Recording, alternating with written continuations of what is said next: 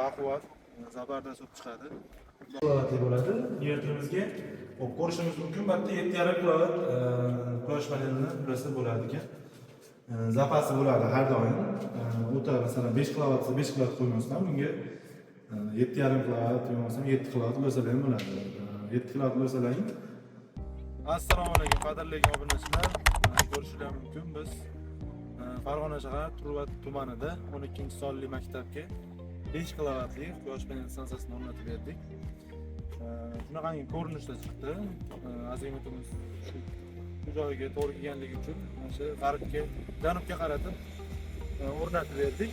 Ko'rishingiz mumkin panellarimiz Jinko bo'lgan 615 vattdan har doimgidek sifatda alyumin kirpinel ishlatganmiz.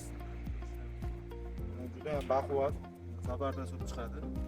Xohlasa bitta joyimiz ochiqlikda joylashganligi uchun shamol ham shunga yarasha baquvvat kuchli bo'ladi. Shuni hisobiga hamma narsasini hisobga olgan holda temirlarni ham 4,5 har doimgidek profildan ishlatganmiz.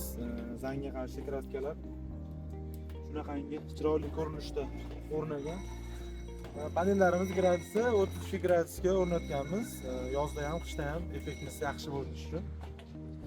Kimga shunaqangi xizmatlar kerak bo'lsa, pastga nomerlarga qo'ng'iroq qilaverasizlar. Sizlarga hozir pastda inverterimizga o'rnatganmiz. Shu haqida ham ozgina ma'lumot berib o'tib ketamiz. Rahmat. Xo'p, qadrli obunachilar, inverterimizni oldiga tushib oldik. Inverterimiz ko'rishingiz mumkin. Har doim o'sha DE original inverterni o'rnatib berganmiz. DE inverterimizga 5 kilovatli bo'ladi. Inverterimizga ko'rishingiz mumkin. Bu yerda 7,5 kilovat quyosh panelini pulasi bo'ladi ekan. Zapasi bo'ladi har doim.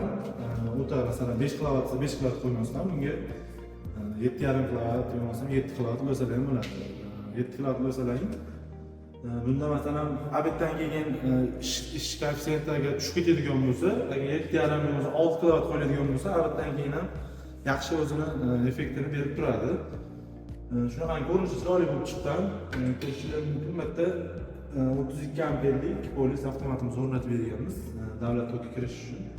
Quyosh panelimizga o'zini DC avtomati plus mana o'zib chaqmoqdan himoyamiz. Inverterimizni kuyishini oldini oladi. Shu narsani ham inobatga olib qo'yish kerak. Qancha zachitasini xavfsizligini o'ylaganimiz sari